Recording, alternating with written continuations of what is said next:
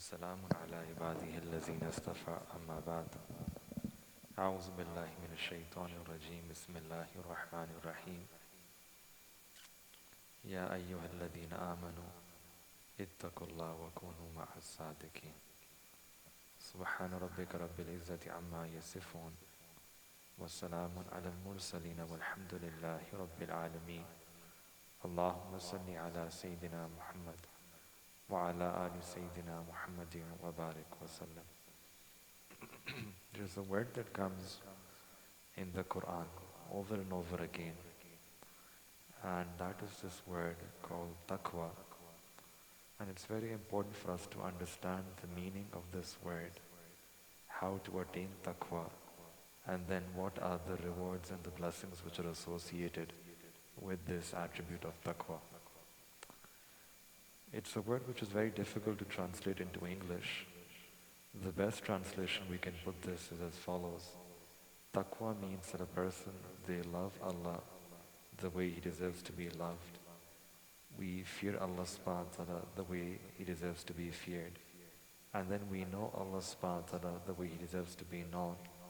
And then out of that love and fear and knowledge of Allah, to stay away from those things which are displeasing to Allah subhanahu wa ta'ala. To stay away from every single thing that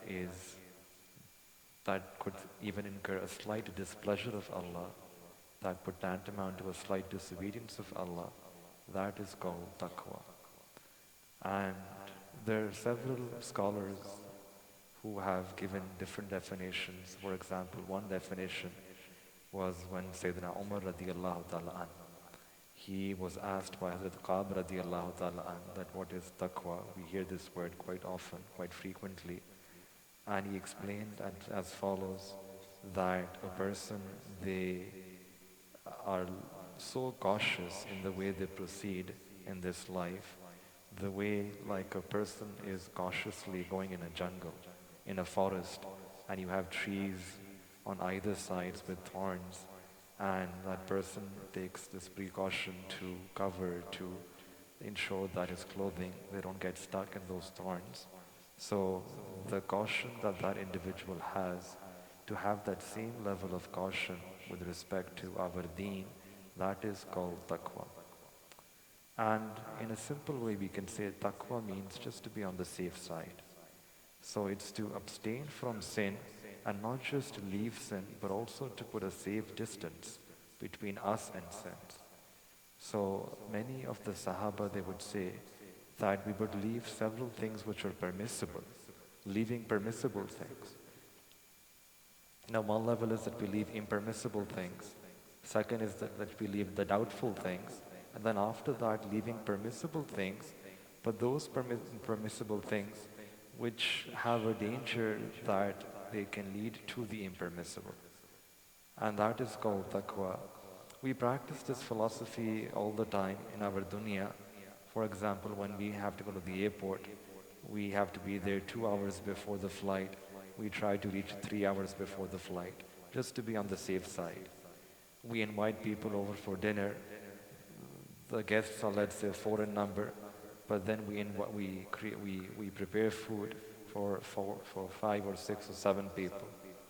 That's called to be on the safe side, that we don't take a risk when it comes to the disobedience of Allah subhanahu wa ta'ala. This is taqwa.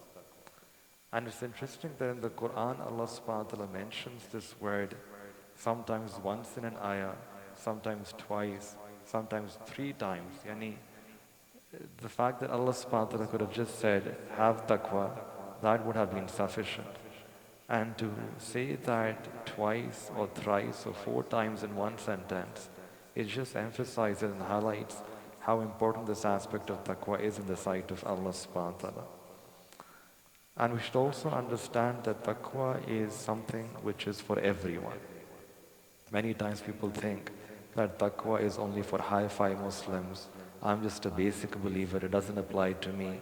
I'm struggling with the basics, with the foundations. And taqwa is a concept which is not applicable for me at this point. Rather, if you look in the Quran, we see that taqwa is meant for everyone. Why? Because in Quran Allah says that we have prescribed fasting for everyone, And the purpose of fasting is لَأَلَّكُمْ تَتَّقُونَ. So we add those two things together. Fasting is for everyone. Purpose of fasting is taqwa. It means that taqwa is for everyone.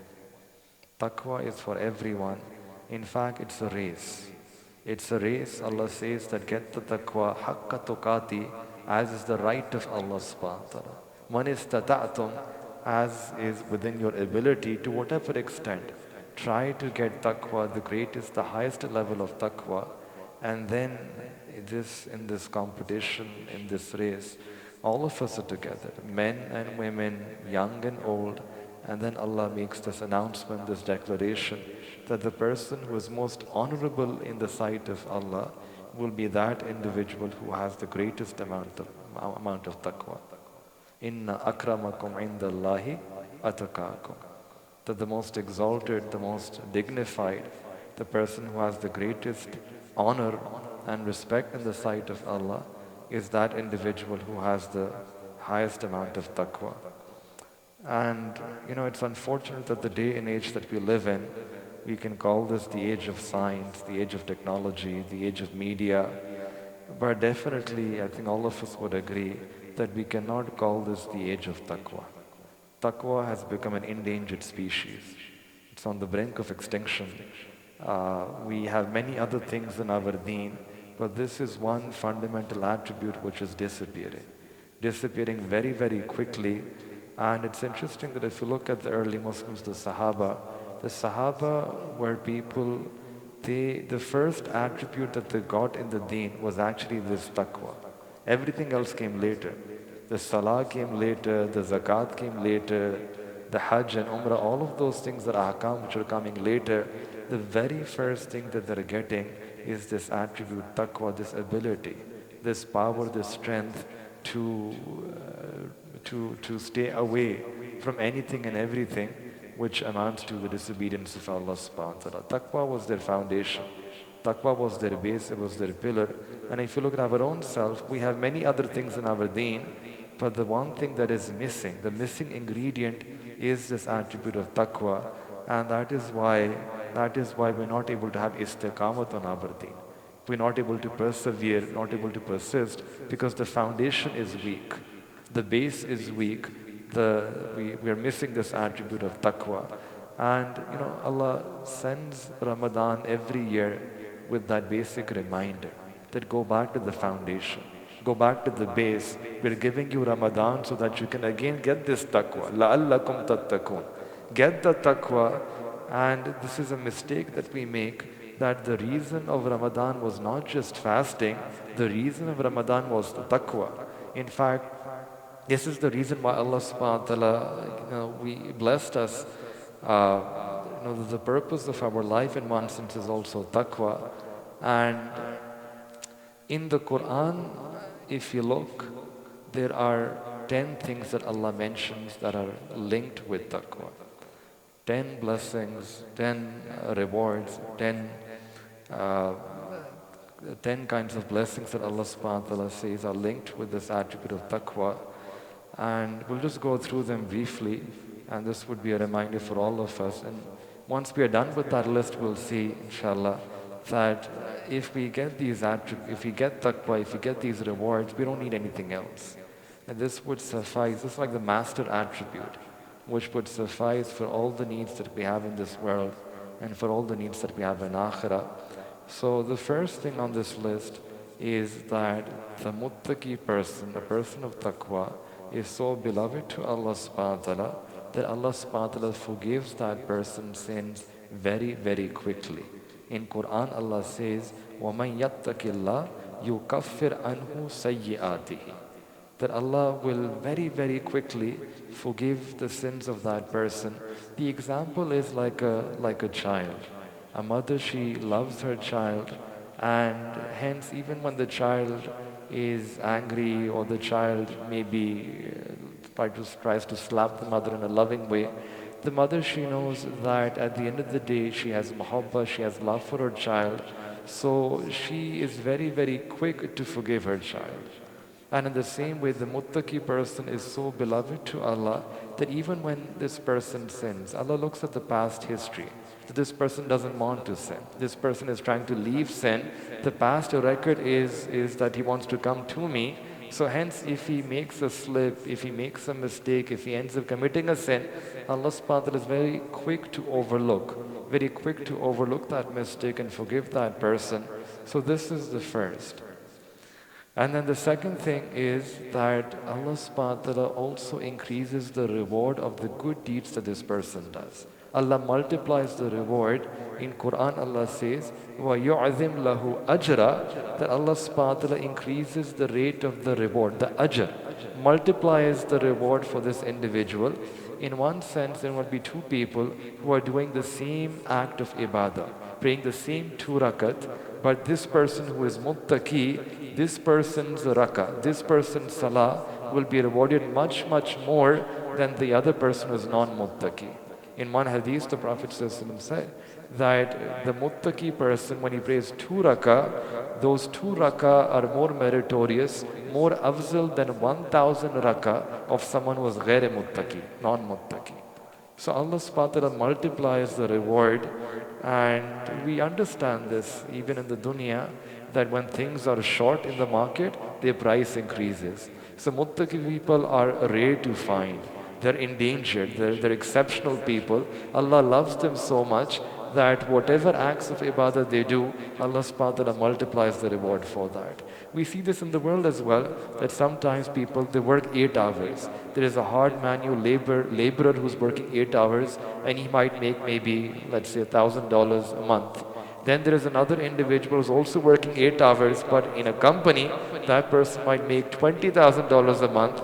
And then you can have a CEO of a top company also working 8 hours, all working 8 hours, but that person is making $100,000 a month. So the time that each one of them they're working is exactly the same, but the reward is different. The ajr is different. And that is what Allah says here, that the muttaqi person, Allah will multiply the reward of that individual. The third thing is that not only this, but Allah subhanahu wa ta'ala will also provide such a person with a spiritual insight. With a spiritual insight, a deep insight, we call that firasat-e-mu'minana.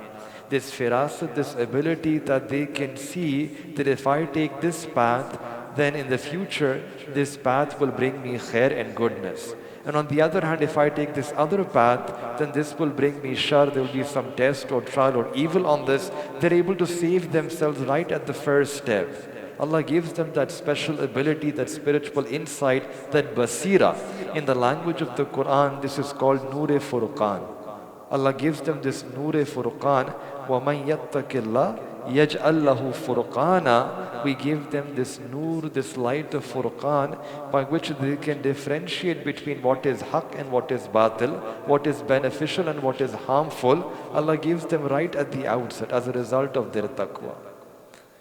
Once, Sayyidina Usman radiallahu ta'ala an, he was in a gathering, and Sayyidina Anas radiallahu ta'ala an, he came into that gathering, but before coming into that gathering, he happened to cast one glance, one gaze upon a woman. And he stayed at that woman, and then he came inside the gathering. Sayyidina Usman radiallahu ta'ala anhu, he looked upon him and said that what has happened to people, that they come into this gathering and the effect of zina, the effect of sins is dripping from their eyes. Hazrat Anas radiallahu ta'ala, he immediately asked that, "O Amirul Mu'mineen, is revelation still continuing? Is it still continuing?" And Sayyidina Usman radiallahu ta'ala said that the revelation has ended with the passing away of the Prophet sallallahu alaihi wasallam, but we have the spiritual insight of the believer. We have this basira that this will continue. This is that Noor-e Furqan that Allah gives when a person has taqwa in their life. Hazrat Junaid Baghdadi rahmatullah alayh was once in a gathering, and there was a person who was a Christian but dressed up as a Muslim with the robe, with the thawb and with the amama and the jubba. And he came and said that, "Oh Shaykh, you are giving this dars hadith, there is this one hadith which is confusing for me. I'm unable to understand its meaning. Can you clarify what the meaning of this hadith is? So Junaid Baghdadi rahmatullah alayhi asked him that which hadith is this? And he recited this hadith, ittaku firasat al-mu'min fa-innahu yanzuru bi-nurillah. That fear the firasat of a mu'min, the spiritual insight of a believer, for he sees with the light of Allah, the nur of Allah. The Junaid Baghdadi rahmatullah alayh, he looked at him very closely, very carefully, and then said that this hadith means that you recite the kalma and become a Muslim. You recite the kalma and become a Muslim. He came actually to test the Shaykh, that whatever reply he would give, and then he would respond back and say that you don't even have that insight to tell, to discriminate, to differentiate whether the person is asking as a Muslim or not. But Allah helps the muttaqi.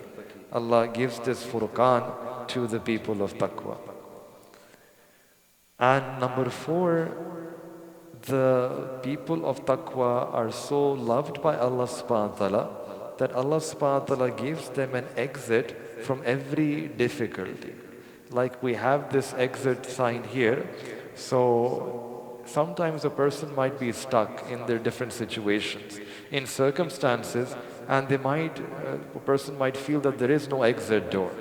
So in that situation, when shaitan tries to come and tries to put waswasa in our mind, tries to lead us astray, tries to misguide us, at that time a person should remember this ayat of the Quran. Allah mentions, وَمَنْ يَتَّقِ اللَّهِ يَجْعَلْ لَهُ مَخْرَجًا. This is a promise that Allah subhanahu wa ta'ala is making, that whoever has taqwa in their life, Allah has taken upon Himself this responsibility to provide that person an exit from that difficult situation.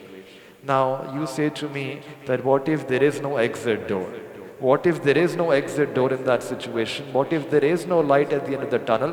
What if it's completely closed? Because sometimes the halat and circumstances can become like that, where we feel that there is no opening. I'm completely surrounded from all sides. I don't even see the door. I don't even see the door. In that situation, what am I supposed to do? This ayat is beautiful, because the word is يَجْعَلْ لَهُ مَخْرَجًا. Allah will create that door for you. Even if there is no door, forget about opening a closed door. Allah is saying that I'm going to create a door for you, an exit door, and then I'm going to lead you away. I'm going to lead you out through that exit door. So this is a beautiful promise that Allah subhanahu wa ta'ala is making. And I think every one of us, we feel at some point in our life that there are events, that there are situations, that there are circumstances where a person might feel completely stuck. That in terms of worldly asbab, you don't even have the means to come out of it. You don't even have the ability, the capability, that if I'm supposed to do, what am I supposed to do? There is nothing at the worldly level that I can do to remove myself from that situation. At that time, if we remember that if only we can practice taqwa in our life, Allah is making a promise, and Allah knows how to fulfill His promise. وَمَنْ أَصْدَقُ مِنَ اللَّهِ قِيلًا. There is no one more truthful than Allah subhanahu wa ta'ala. If we remember this promise of Allah, we adopt a life of taqwa, then Allah will take us out. Allah will create that door for us. Allah will take us out through that exit door. And not only will Allah subhanahu wa ta'ala take us out, but Allah subhanahu wa ta'ala will also make that matter easy for us. وَمَنْ يَتَّقِ اللَّهِ يَجْعَلْ لَهُ مِنْ أَمْرِ يُسْرًا. Allah will grant ease to us in that situation. So people of taqwa, their problems are solved automatically. Allah is there with them. Allah's help, Allah's assistance, Allah's support is always with them, even when they are going through some tough time. This does not mean that they won't be tested by Allah. They will be tested by Allah, but their heart will be in a state of contentment. Their heart will be in that state of itminan, a tranquility, and then Allah will take them out of that outward test as well. And a lot of times people are worried about their rizq, about their sustenance, about their finances, about their wealth. And this is something that, especially for the men, for all of us, we sometimes feel worried that there might be a financial difficulty, a financial loss, a financial worry that we're experiencing. And this is another avenue through which shaitan tries to mislead a person. In Quran, Allah says, shaitan will instill this fear within you that from where will you eat? What will happen to you? Your money is going down, your finances, your wealth, your financial issues. Shaitan tries to make a person go in that particular direction. But here in Quran, Allah promises that again, if only you can get this attribute of taqwa, I'm going to give you not only kasrat, not only abundance in your rizq, but more than that, I'm going to give you barakah in your rizq as well. There are two things. One is abundance, yani numerically or monetarily the value is increasing. So Allah promises that, number one. We will give you rizq from where you don't even anticipate. We will give you rizq which is unimaginable. And then along with that, Allah subhanahu wa ta'ala also promises that we will give you rizq with barakah. That a rizq will be sufficient for you. It will suffice for your needs, suffice for your desires, suffice for all the necessities that you have in your life. We will give that rizq to you with the blessings. وَلَوْ أَنَّ أَهْلَ الْقُرَىٰ آمَنُوا وَاتَّقَوْا لَفَتَحْنَا عَلَيْهِمْ بَرَكَاتٍ مِّنَ السَّمَاءِ وَالْأَرْضِ. That if only these people had iman and taqwa, we would have opened the doors of barakah for them from the heavens and the earth. And barakah here would be in everything, in every blessing that they have. It's not just wealth. They will have barakah in their life, barakah in their dunya, in their deen, in their health, in their wealth, in their age, in their decisions. Every ni'mah, every blessing, Allah will give them that blessing with the barakah. And the next thing is that Allah subhanahu wa ta'ala also grants His companionship, His ma'iyya to the people of taqwa. Last night we looked at sabr, inna allaha ma'as sabirin, that Allah is with the sabirin. Wa'lamu anna allaha ma'al muttaqin. Allah subhanahu wa ta'ala is also with the muttaqin. Allah's ma'iyya, His intimate companionship, His nearness, His closeness is also with the muttaqi. Today, people say that I have connections with the ministers, with the senators. I have long contacts, deep contacts, and people feel a sense of pride about that. That I know so and so, I can do this and this. But the muttaqi person is so beloved by Allah subhanahu wa ta'ala that they have a contact with Allah subhanahu wa ta'ala. They are with Allah, and that is why when they make dua, Allah accepts their dua. Allah subhanahu wa ta'ala is always with them, and Allah subhanahu wa ta'ala grants them this exit from their difficulties. And along with the ma'iyya, there is also another ayah when Allah subhanahu wa ta'ala promises His muhabba, His love for the people of taqwa. Just like sometimes we see a person who has an attribute, a skill, and because of that we develop a fondness and affection for that individual. In the same way, this taqwa is such a beloved attribute to Allah subhanahu wa ta'ala that whoever adorns or beautifies themselves with this attribute, then Allah subhanahu wa ta'ala's gaze of love falls upon that individual as well. That's why Allah says in the Quran that Anna Allaha yuhibbul muttaqeen, that Allah subhanahu wa ta'ala loves the people of taqwa, has muhabba for the people of taqwa. And when a person has muhabba for someone, when you have someone as your beloved, then you save that person from all harm and hurt. You try to save that person from any danger. And then another requirement of love is that you try to give them everything that they need. You try to give them everything which will make them pleased, which will make them content. And in this way, this dunya, this world becomes like a sample of Jannah. A sample of that tranquility, that contentment, that joy, the delights that a person gets. This dunya becomes a small little sample of that when a person becomes this mahabub of Allah, when the person becomes the muttaqi, when they have this attribute of taqwa. And the 8th point that is also in Quran is that sometimes people might have enemies People might be hostile, people might try to hurt you, harm you.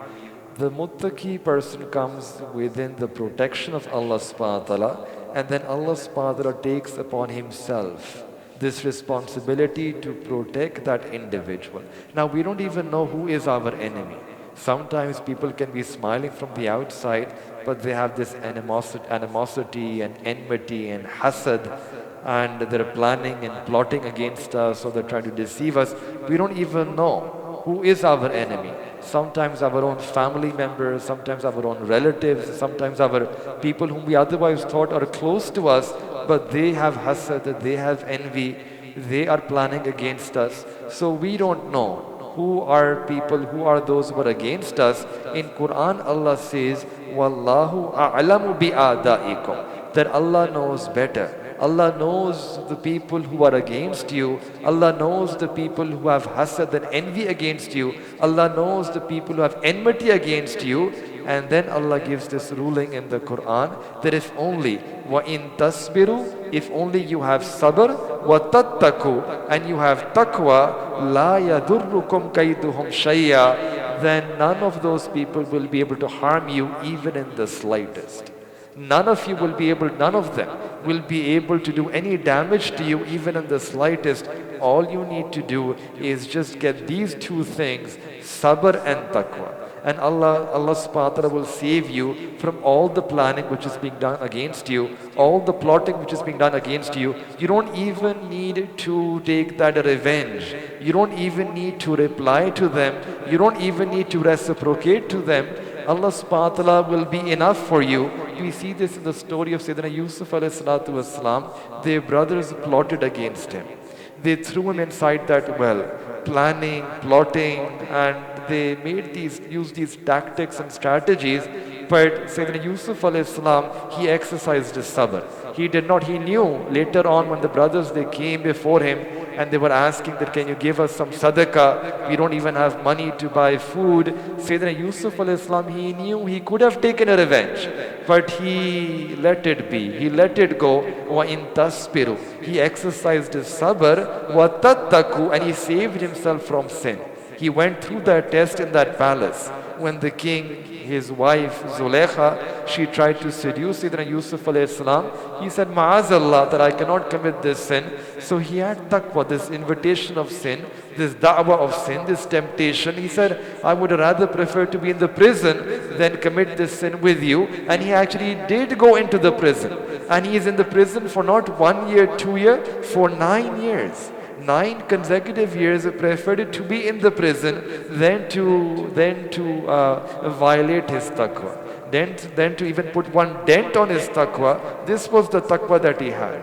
وَإِن تَصْبِرُوا وَتَتَّقُوا, and then all of us know what happened. Allah subhanahu wa ta'ala changed the halat. Allah changed the circumstances, brought him out, and Allah subhanahu wa ta'ala gave him the rule, gave him the kingdom, gave him the treasures of the entire country of Egypt, made him the finance minister. Taught us a lesson here in this story, teaching us a very important lesson in this story, that if you have nothing, Sayyidina Yusuf alayhi salam had no brothers with him, no siblings, no parental support, no guardianship, no friends, no companion, no support whatsoever.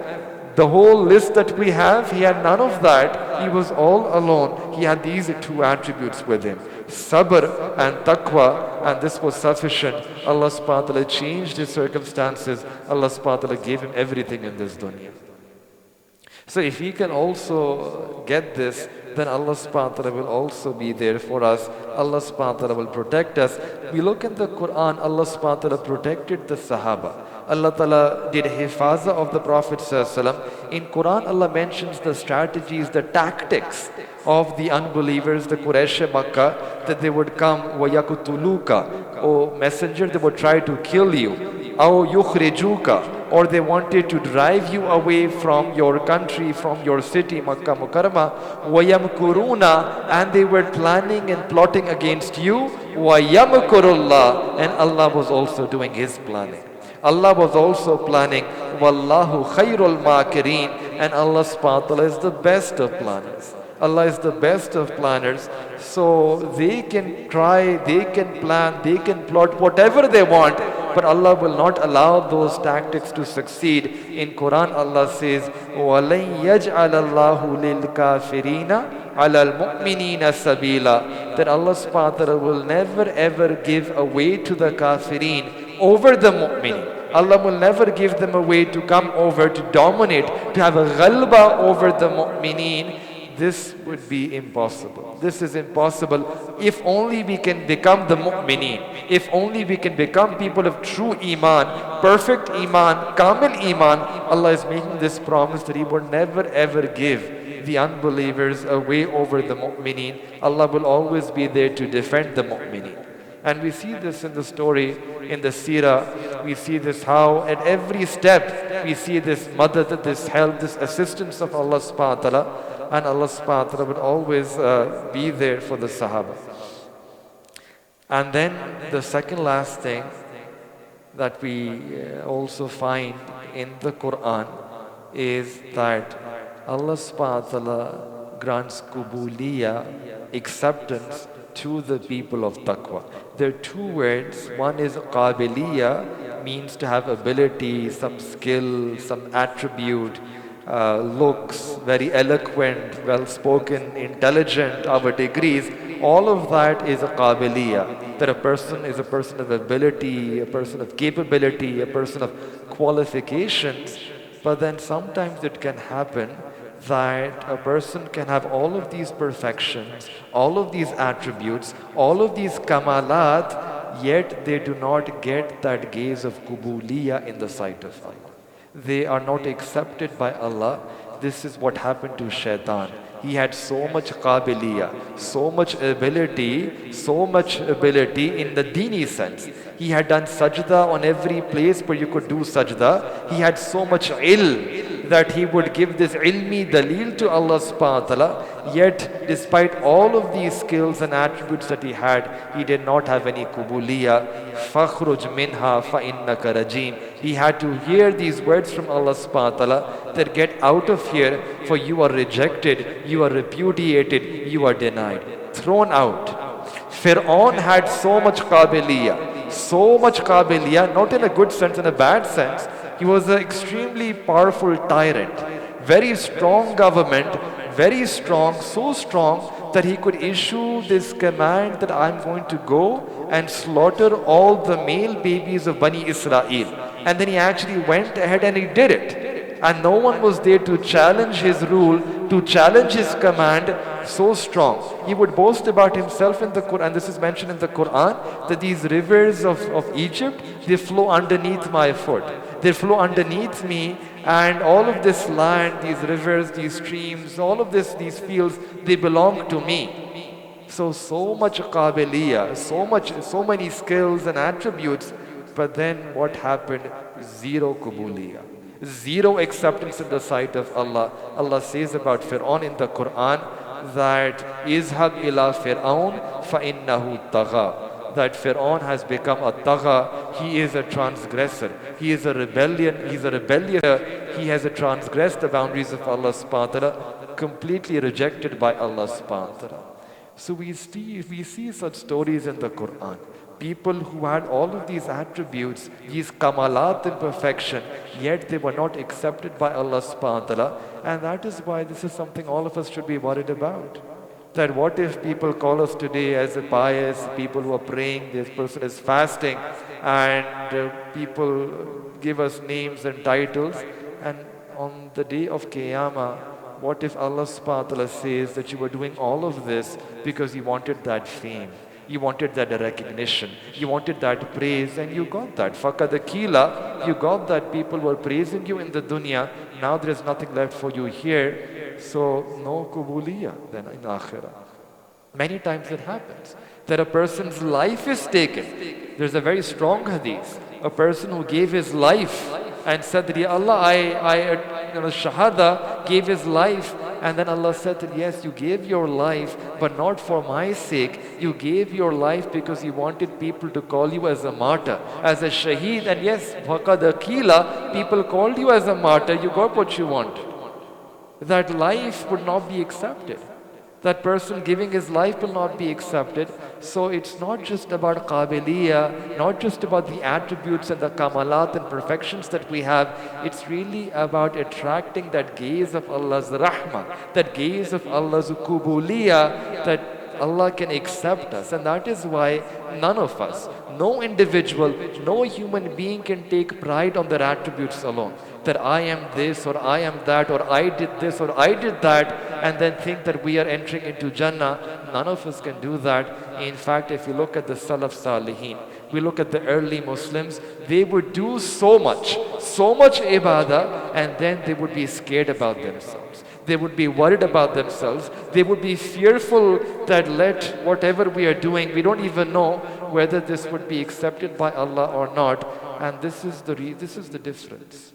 That me and you, we commit sins and then we seek forgiveness from Allah subhanahu wa ta'ala. We seek forgiveness from Allah after committing sins, and the early Muslims, they would commit good deeds and then they would seek forgiveness from Allah subhanahu wa ta'ala. Seeking forgiveness after committing good deeds.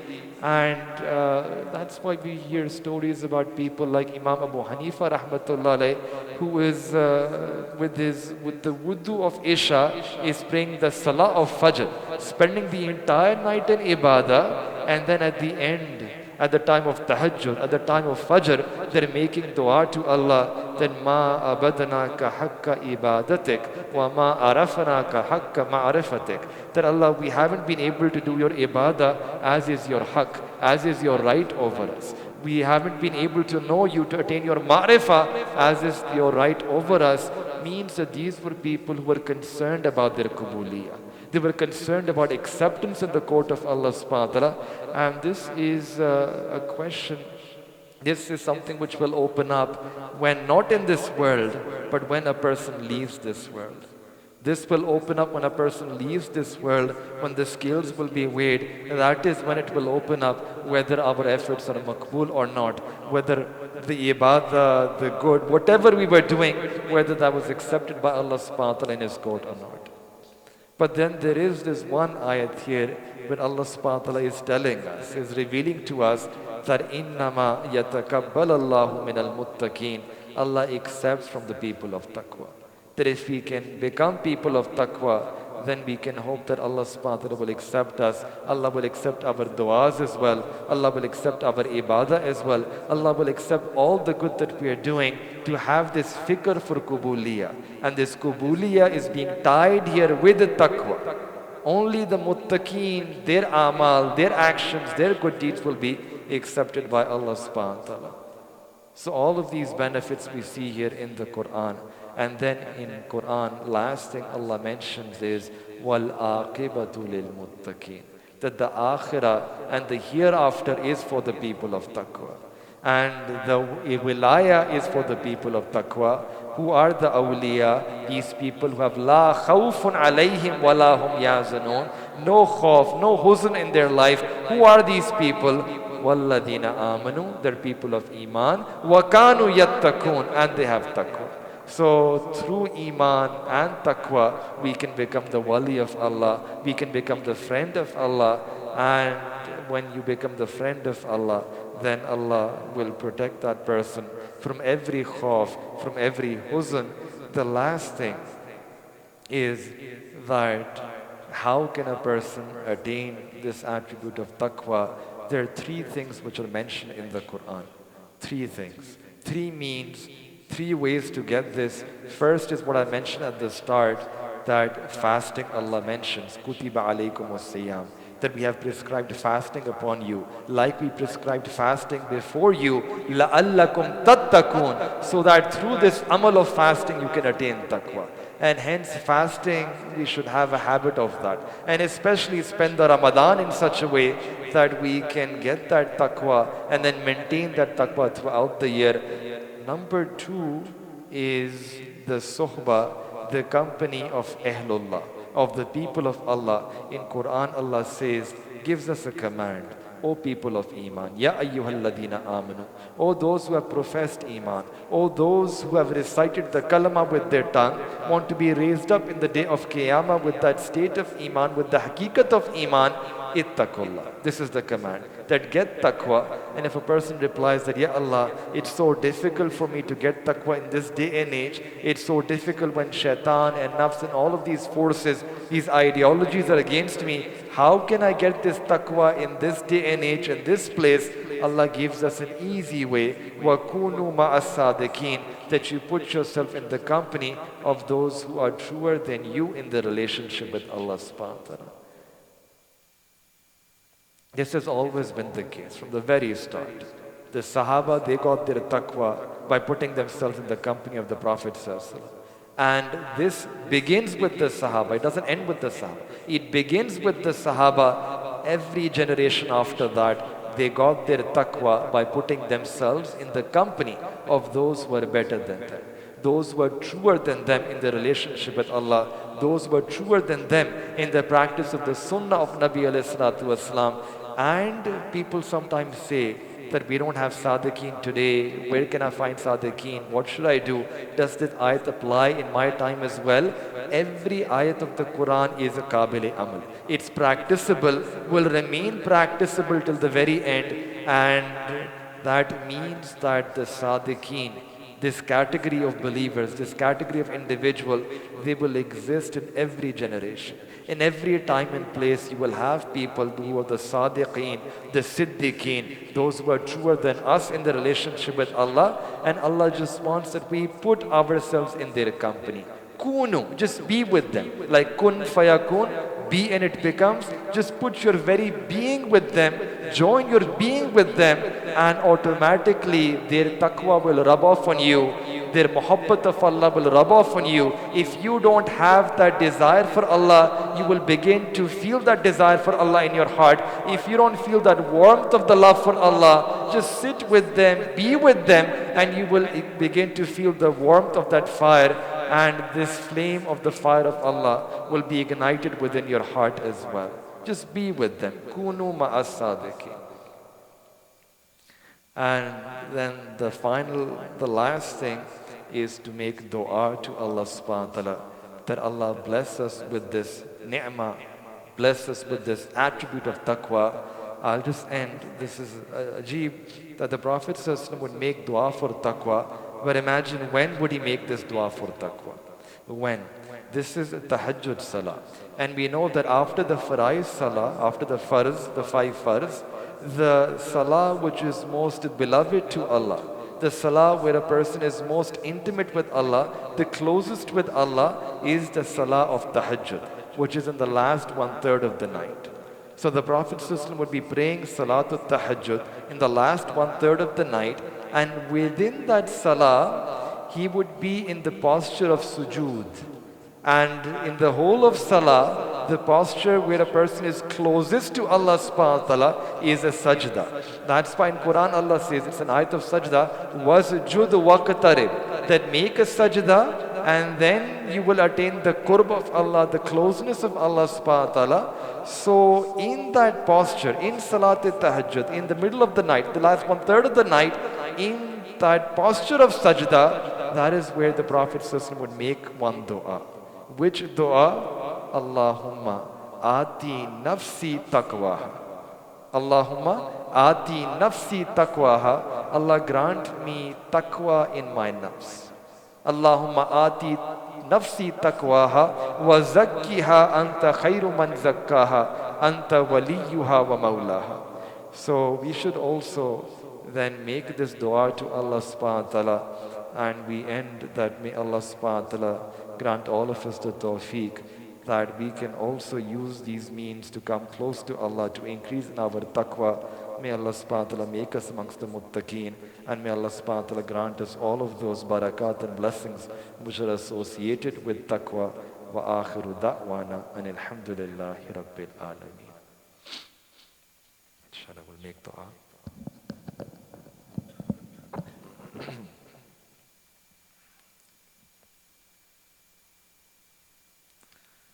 سبحان ربي الوهاب اللهم صل على سيدنا محمد وعلى آل سيدنا محمد وبارك وسلم. ربنا ظلمنا أنفسنا وإن لم تغفر لنا وترحمنا لنكونن من الخاسرين. رب اغفر وارحم وأنت خير الراحمين اللهم آت نفسي تقواها وزكها أنت خير من زكاها أنت وليها ومولاها. Ya Rabbi Kareem, Ya Allah, we come to you tonight. Allah, we ask that you grant us a taqwa, Ya Allah. Allah, grant us taqwa in our life. Grant us taqwa in our eyes. Grant us taqwa in our ears. Grant us taqwa in our tongue. Grant us taqwa in our limbs. Ya Rabbi Kareem, grant us taqwa in our heart. Allah, grant us taqwa in our feelings, in our thoughts. Ya Rabbi Kareem, Ya Allah, from the tips of our hair to the soles of our feet. Ya Rabbi Kareem, adorn us with the sifat of taqwa. Grant us taqwa in our zahir. Grant us taqwa in our batin. Allah, grant us taqwa in our food, in our homes, in our clothing. Grant us taqwa in our relationships. Grant us taqwa in our interactions, in our engagements with other. Allah, grant us taqwa in our hukuk towards you. Allah, grant us taqwa in our hukuk towards other people. Allah, in our hukukul ibad. Ya Rabbi Kareem, Ya Allah, today.